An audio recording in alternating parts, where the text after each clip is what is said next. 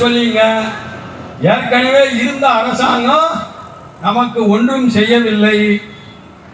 தளபதி விஜய் வந்தார் என்றால் நமக்கு செய்வார்னு ஓட்டு போட்டீங்களா இல்லையா? போட்டீங்க, எனக்கு தெரியாது. அதனால அநேகமாக இங்க காவல்துறை மற்ற எல்லா துறைகளும் இருக்கும்.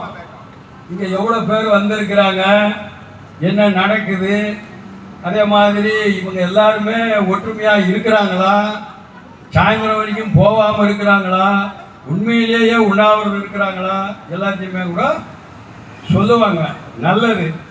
அப்படி சொல்லும் போது நம்முடைய கோரிக்கைகளையும் சேர்த்து சொன்னால் நல்லது அப்படின்ற முறையில தான் நாம பார்க்க வேண்டியது இருக்குது. தோழர்களே, இந்த மாதிரியான உண்ணாவிரத போராட்டம் என்பது ஏற்கனவே நாம கலெக்டர் ஆபீஸ் முன்னாடி ஒரு ஆர்ப்பாட்டம் பண்ணோம், கொடுத்தோம்.